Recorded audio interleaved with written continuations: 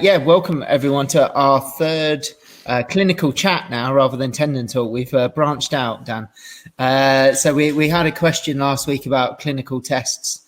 So we came up with the idea of exploring that in a bit more detail. So we're going to have a look into sensitivity, specificity, validity, and reliability today. Hi, everyone. So we've got Rebecca, Peter, and Dan on the chat. Hi, guys. So I'm going to hand over to Dan. Dan's going to talk about sensitivity, specificity first, and then I'll follow up with validity and reliability. Over to you, mate. All right. Thank you, Mike.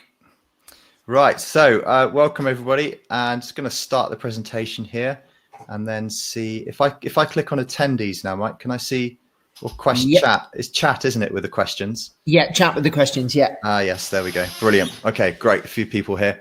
So welcome everybody to our weekly chat. And today, as Mike said, we'll be looking at special tests, which is a very topical and in vogue subject at the moment, because special tests are something that we've been taught for many, many years from our basic beginning studies. As we start studying on university or weekend courses, etc., we're taught tests for the knee, tests for the shoulder, etc. And in particular, tests for the shoulder, there's almost 100 different tests that you can do for the shoulder.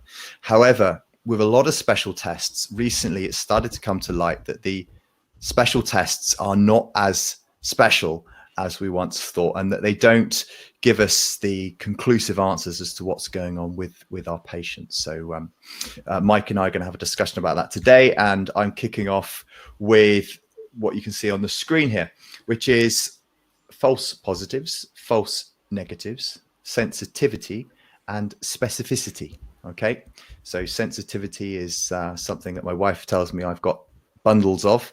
It's not true. And specificity is something that is definitely a challenge to say after a few beers or a couple of glasses of wine. So let's start with false positives and false negatives. Okay, so let me press the button here. And I hope you're all wearing trousers, by the way, guys. You saw the advert.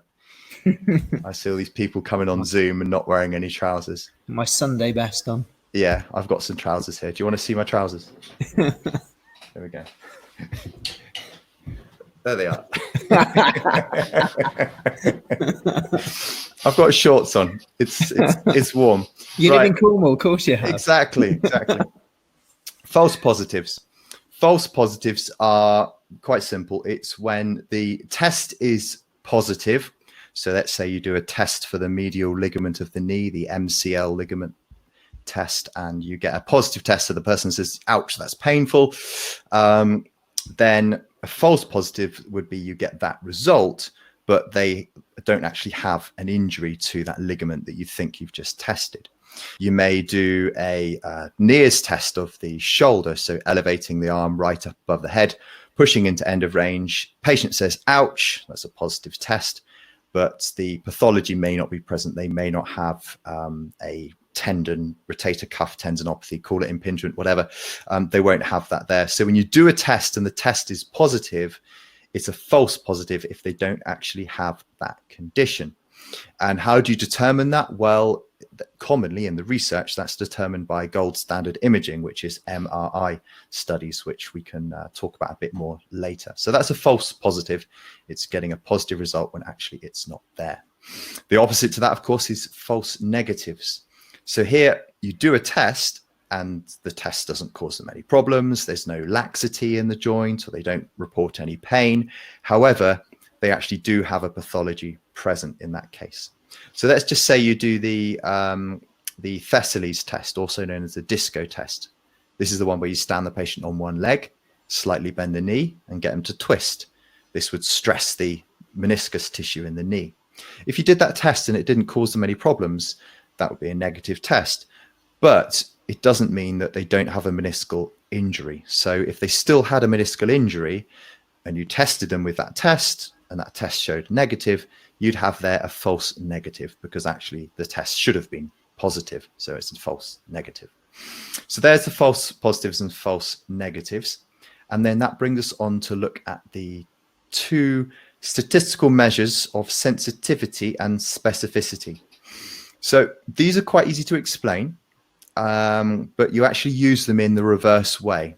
So let's just start by looking at sensitivity, and I'll give you an example here on the screen. So the sensitivity of a test is the ability of that test to detect the target condition. In the picture here, you can see that I'm doing a knee test. I won't ask you to guess which one that is. It should be quite obvious. It's stress testing the inside of the knee, the medial collateral ligament. And the sensitivity of this test, I don't know what it is, but one study from 1986 suggested that it was 86%.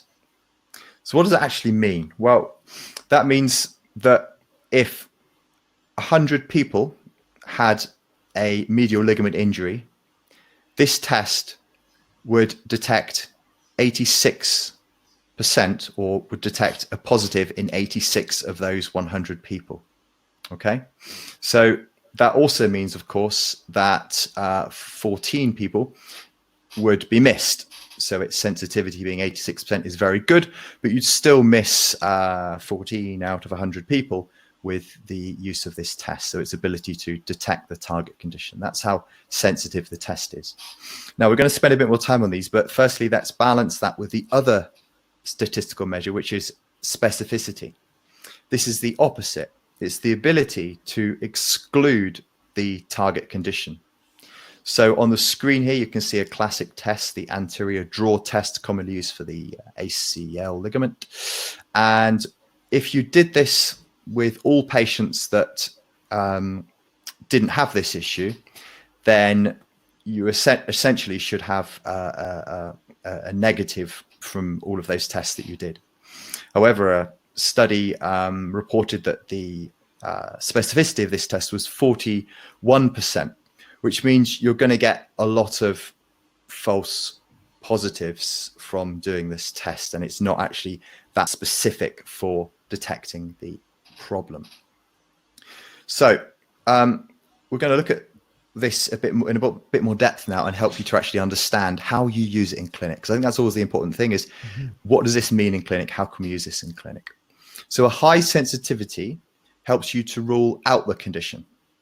I'm just going to go back a couple of slides.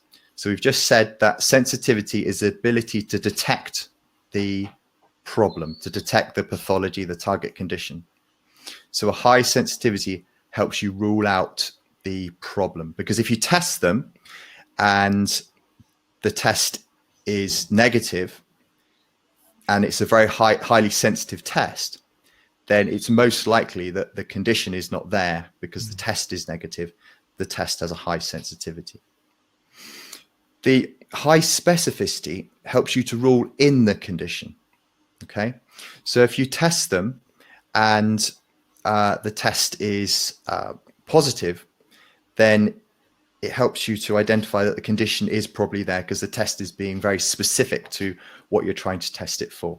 I'm going to help you understand that a bit more in clinic, and this is if you use these two acronyms, SNOUT and SPIN. So SNOUT is built out of the text that it is explaining below the acronym there. If it's a highly sensitive test, then when it's negative, it rules the diagnosis out. So therefore, sensitive is negative. There's sensitivity negative rules it out. If it's a highly specific test, then it's SPIN is the acronym to use. So if it's a highly specific test, when it's positive, it rules the diagnosis in. So you've got SN for the representing sensitivity, negative rules it out. High specificity, positive, it rules it in. So those are the two measures and how you can use those in clinic, ruling out and ruling in. Just a couple other things I wanted to mention there, Mike, but they're for the end of the session. So I'll let you do your bit now.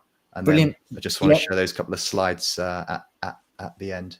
No, that's great. Thanks, Dan. So yeah, just going to switch slides over a second.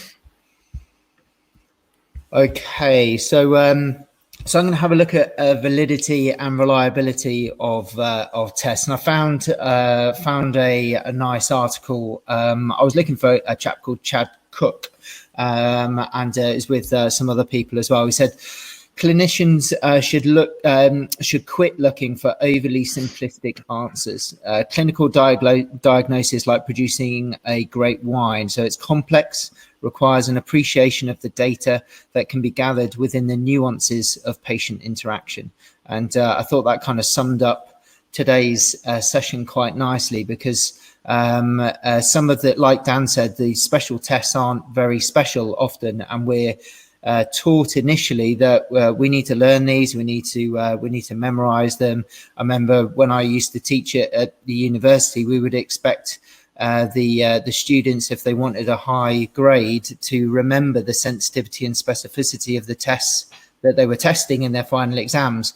So there was a lot of emphasis placed on those tests, but we know now that there are a lot more things to consider than just clinical tests and the manual tests that we can do in clinic.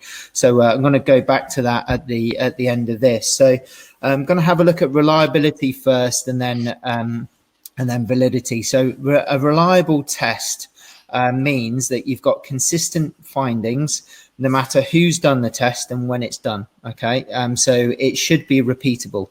And if I have written a specific protocol for a test, and then I've written it up in a paper, and somebody else reads that paper, reads my method, and does exactly the same way of testing, they should get the same results as well.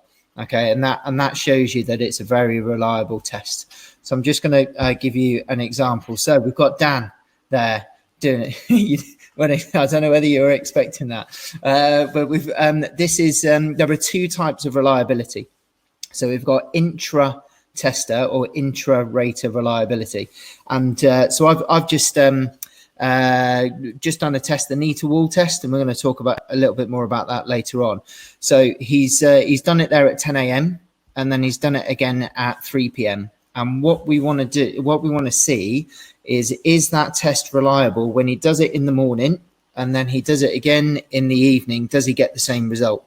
So is there reliability with that single person? And that's an intra-tester reliability. Okay, so that's something that you might see in research papers, intra and inter-tester. And we'll have a look at the next one. We've got a guest. We've not had him on. We should bring him on. So we've got Rob, Rob, and Dan, both doing a test at the same time. And this is inter-tester reliability. So they're doing the same test. They're both doing it at the same time. And we're seeing whether they both get the same results. Okay, so we've got two or more people testing the same measurement at the same time, and then seeing if their results are different. So if they agree on the results, then we would say that test has good reliability, has high reliability. And these are the way. This is how it's portrayed in the literature. So there's loads of fancy ways that they look at to work these figures out, but I think for just for ease, we just say there is an ICC value, and there's other ways that you can measure it as well. But what we're looking at is ICC values, so intra-class correlation coefficient values, where 1 is they agree perfectly and 0 is they don't agree at all. Okay, so if we had Rob and Dan doing a test and they did it again and again and again, and they kept on getting the same results again and again, that would be a very good test. That would have a high ICC value between 0.81 and 1. Okay, so we would consider that to be a good test. Okay, good reliable test. So here's an example of that. So this is the weight-bearing lunge test, or the knee to wall test that we mentioned earlier. So you can do this two ways. You can do it with an inclinometer, so a measuring device that measures angles, and you can also do it with a ruler, so that you can measure the distance from the wall to the toe. So you can see that on the diagram on the left. So we've got the inclinometer placed on the mid part of the shin, and then the distance from the wall to the big toe, which I think is letter D there. So you can measure the distance. So what this paper was looking at was, is there any difference with the ways that you test it? So if you use an inclinometer or a ruler, and does it differ if the same person does it again and again, or if different people do it again and again? And I've highlighted there on the right hand side, you can see for the distance measurements, which is the top row, and then right on the top we've got inter-rater reliability and intra-rater reliability of person A and person B. And you can see that the scores there for this particular test, so for a distance measurement, the ICC values are at 0.99. So they're nearly 100% in agreement. So this is a very reliable test. Okay, so if I did it, you did it, somebody else did it, doesn't matter what day of the week they did it, we would get very, very similar results, okay, in the high 90s. And that is also the same, even though it's slightly less, it's the same for the angle measurement as well. Okay, so whether you choose to use the inclinometer or the distance measurement, it doesn't matter. The reliability of that test is still very good. Okay, so that's an example of that. This is an example of where reliability is not so good. So this is a systematic review. In the end, they ended up with 9 studies. I think it was osteopaths, goddamn osteopaths. They were checking out to see whether osteopaths agreed on pelvic morphology. So they were looking at specific bony landmarks around the pelvis and the lumbar spine. And I've just picked out the ASIS here. So we've got 9 studies, and the inter-rater reliability, so me doing it and then Dan doing it or whoever, the reliability for palpation agreement was minus 0.01, okay, to 0.19.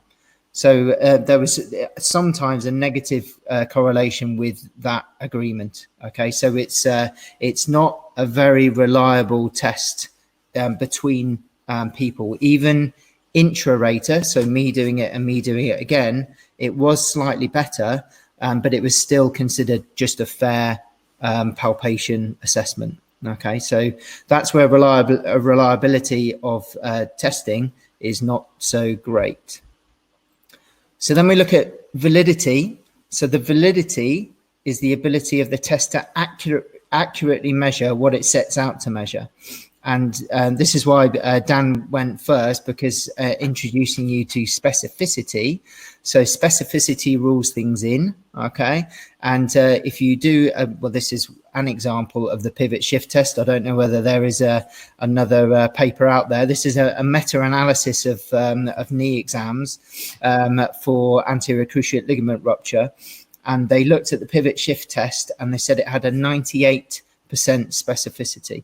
Okay, so if you tested 100 people, 98% of them would have that condition. Okay, so that is it's a valid test because it does what it says it should do most of the time. Okay, pretty accurate. So this is kind of putting the two together then. So you can have a test that's very reliable. So I do a test, but I get a good result.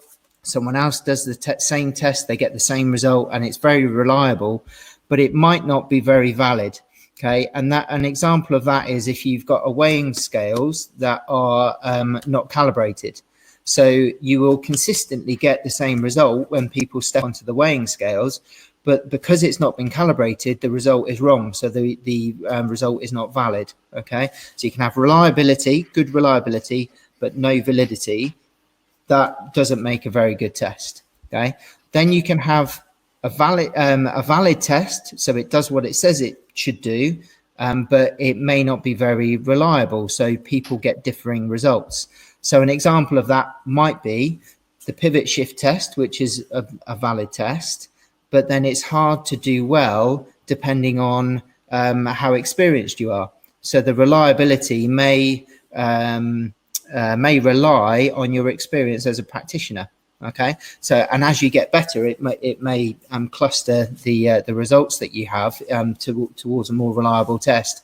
But if you're a novice rater, doing a test like that, it may not be as reliable. Okay. And then, so what we're aiming for, hopefully, is the bullseye. We're aiming for a valid test that does what it says it should do, and it's repeatable. So you can do it again and again. Doesn't matter when you do it, who does it, we get the same result. Okay. So that hopefully kind of encapsulates all of what we've just talked about there. But then we got this as well. So there's a really cool paper from back in 2008, I think it was, a guy called Priest working with Lee Harrington up in Manchester. They looked at the ASIS and PSIS inclination on cadavers. So they took cadaveric specimens and they measured the angle of inclination of their pelvis. And what they found was that the angle of inclination differed from side to side on the specimens. So if you're using the ASIS as a measurement to measure pelvic morphology on a patient, they may already be 11 degrees of inclination difference just purely because of the differences in the anatomy. Okay, so nothing to do with that they're rotating on one side, nothing to do with their muscle spasms or anything like that. It's purely their structure, their pelvic structure is different from one side to the other. Okay. They also found that there was a 16 millimeter difference in innominate heights from right to left. So when you measure up someone's iliac crest, naturally in the 30 cadavers that they found, on average, there was a 16 mil difference. Okay, so now we're starting to question the validity of assessing pelvis inclination and whether actually measuring it is and we notice that it's slightly off, for want of a better word. Is that actually telling us that their pelvis is off? Okay, because looking at these cadaveric studies, it's less likely. Okay, so then we've got a question. So if palpation of the ASIS is unreliable, so people can't agree where it is, and it lacks validity because we're different from side to side, then what does that mean for every test that where we use the ASIS as a standard marker? Now, where does that leave us in the clinic when we're getting taught these tests where you have to palpate PSIS and ASIS levels? It makes you think about what you're doing, and it will change the way you say things and the way you do things. Okay. And just going back to the very beginning, so this is from the wine editorial. So clinical diagnosis is like producing a great wine, is very complex. Yeah. So we've just looked at the complexity of the test that we have available to us. It requires an appreciation of the data that can be gathered within the nuances of patient interaction. And that's where this comes in. So this is adapted from Ben Cormack, and probably many other people have used it as well. But you can have elements of different areas of a patient's life, which is affecting how they're coming into clinic. And then the clinical testing, if it's not valid, if it's not reliable, if it lacks specificity, sensitivity, then we're missing a lot of the problems. Yeah, but we're not focusing on the right areas. And sometimes it can be a biomechanical issue. Sometimes it can be a social issue. Sometimes it can be a psychological issue, and it will be different for everybody. Okay. So have we, for years, been focusing on the wrong things? There's a question for you. Brilliant. Thanks, Mike. So, yeah, fantastic. I just wanted to add in a few more things now. Is that the right time, Mike? If you finished? Yeah, cool. Yeah. The first thing is that I've noticed from reading studies and looking at studies on special tests that often when a new test is first presented, the originators of the test report that the test is very good. They report that their test has high specificity and high sensitivity. However, and I've seen this a few times in the research, when the tests are then assessed by more independent researchers, the the specificity and the really the validity of the test is really seen to be much lower than it was first presented. So we can question the research because often the test is said to be better than it is until it's questioned independently. The other thing that I see in the research is what is the gold standard? So with these special tests that we're doing, you know, we're pushing, we're pulling, we're stretching something. The gold standard is usually whether there is pathology within what we're testing, whether that ligament or that muscle or that meniscal tissue. And that's usually the gold standard is MRI. All right. So MRI shows if there's any issue with the structure that we're testing. And then if you look at the test results that were done clinically and you look at the MRI imaging results, you can then work out what the sensitivity and specificity is for the test.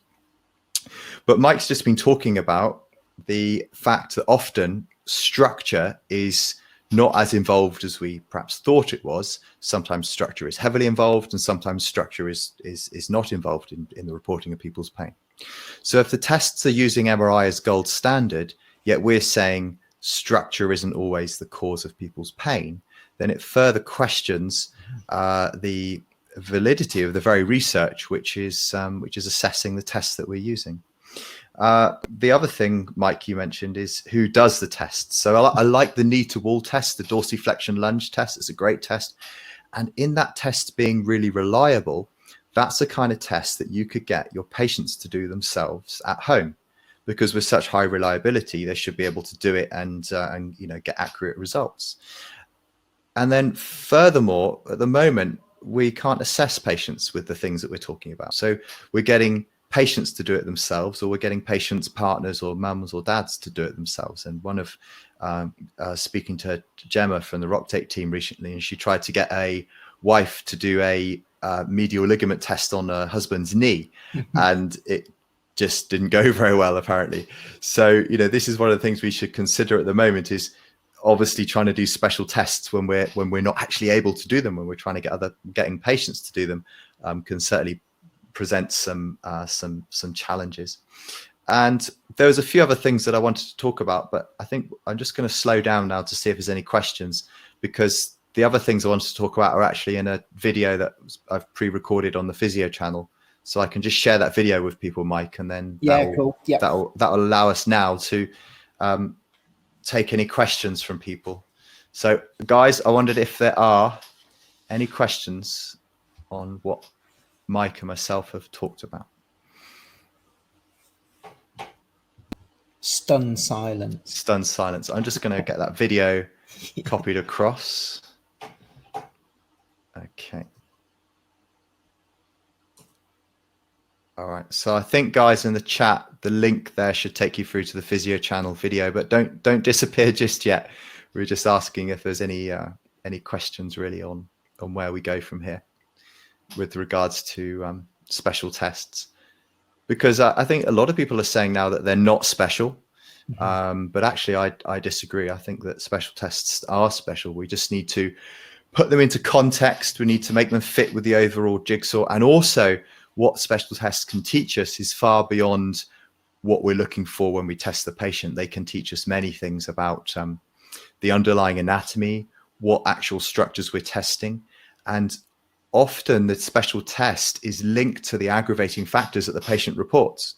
And if we can build up a greater knowledge of the type of biomechanics that might cause problems, then special tests are one way to help us achieve that as well.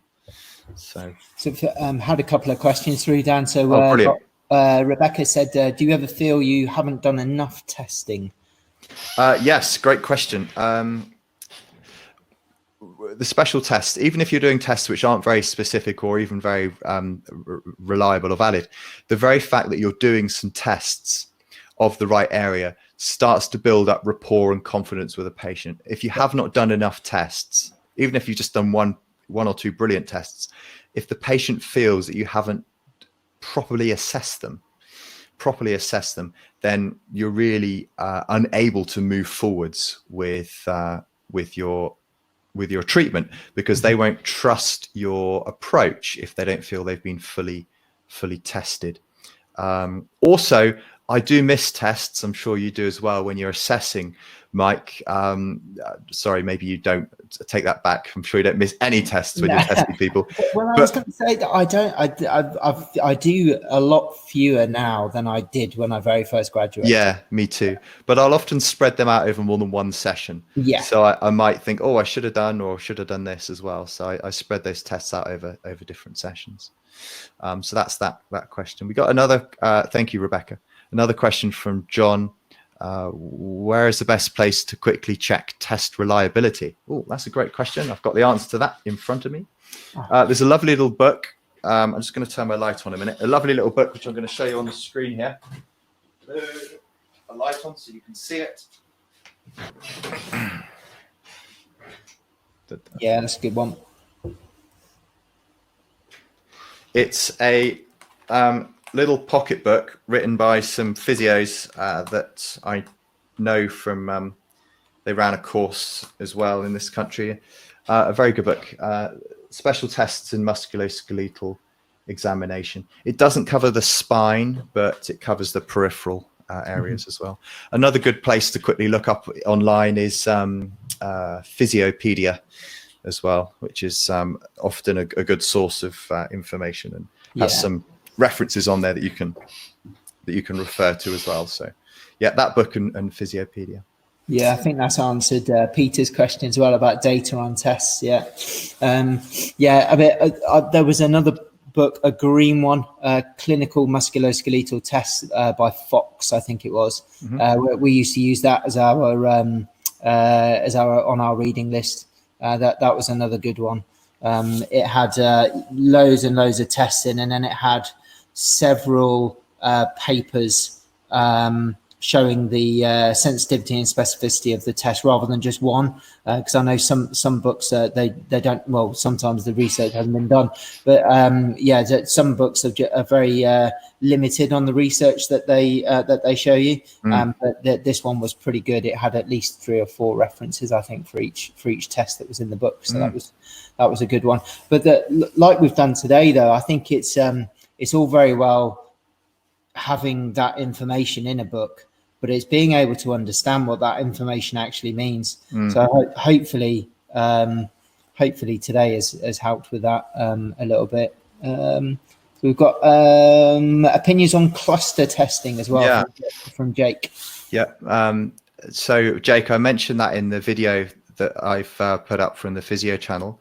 Cluster tests make sense, and sometimes the research frames cluster tests as well. So there'll be cluster testing for, say, the meniscal injuries of the knee, and the clusters won't always just be mechanical musculoskeletal tests. The clusters can sometimes be the presentation of certain symptoms, mixed positive orthopedic tests as well. So cluster testing is good and it makes sense. And obviously, when you've got more than one test, you've got a greater ability to be more sensitive with the test, in that you're less likely to miss something if you do a few tests for a particular problem. I think I really liked what you were talking about earlier, Dan, as well, about the tests become part of the treatment. I think that's really important, because sometimes in the case history, 99% you know what is going on with someone, but if you just went straight into a kind of treatment session or exercise session without any examination, then the trust would be, in my experience, would be a lot lower. So actually physically going through that examination is part of that whole treatment process. I think that's a really important point. That's really good.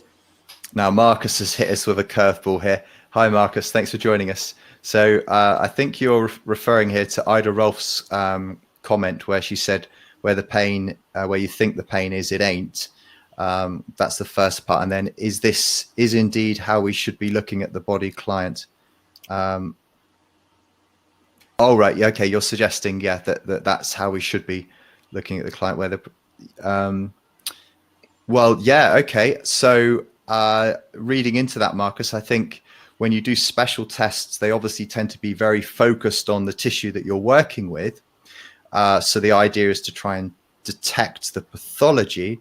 However, the cause could be something further afield. And I think one of the most obvious links, Mike, is the link between the hip and the knee. So we often know that a dysfunctioning hip can put more stress on the knee. And therefore, if we detect, say, a patellofemoral joint issue, then actually we might also be looking for any dysfunction at the hip, or target the hip as a source of an area where we can treat in order to help alleviate the symptoms at the knee as well. So, yeah, I think we should definitely think about that in that with special tests for specific things, we should also try and broaden our testing to include certainly, the joints above and below to see if any problems lie there. Yeah, that's a great comment. Thank you. Yeah. I think that's really important. I think, however, though, you've got to be careful with if someone has come in with a knee issue, and then you're sure as anything it is coming from the hip, and you start doing a lot of your treatment on the hip when they've come in with a knee problem. That takes a bit of explaining to your patient. So sometimes you've got to give them a little bit of what they want and a lot of what they need, and drip feed that kind of biomechanical approach across several sessions. I think if you try and do that in the first session, they might not come back. You've got to build that trust in you that you know what you're talking about. So I think that's important too. Yeah, to prod the sore bit. Yeah, that's from the patient's point of view. One of the most important special tests is to physically clarify with the patient that you know what hurts. And if that's not a special test, then it's a prod in the right area, so that they know that you know where it hurts, and then obviously take it from there. Poke the bear. Thank you. So Natalie Whitaker, do you find that hypermobile clients are hard to work with? No,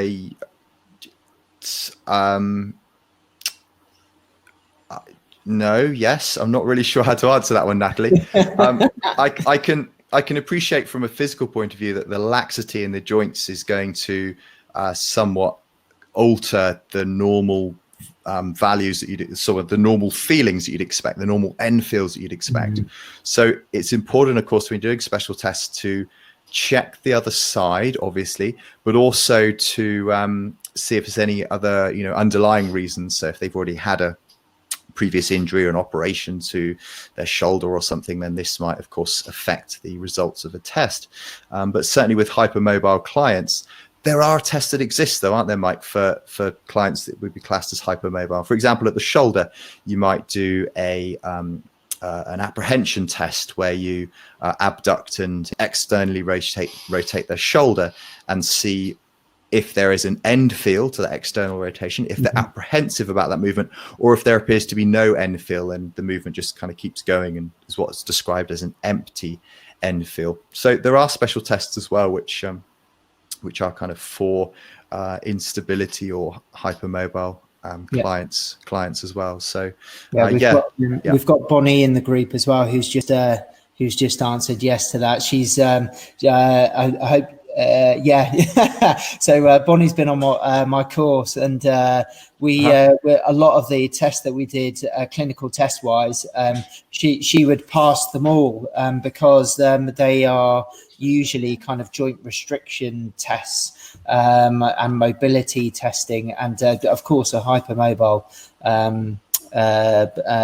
patient will pass most of those, all of them, and but so the issues aren't in the range of motion, because that's not a problem. It's they often from the patients I've treated a few with EDS before, and the problem is not the mobility, it's pain from muscle spasm, because they're trying to brace the joints, so that we don't really, the clinical testing that we've done, they usually pass it all. It's usually fatigue, for muscle pain from fatigue.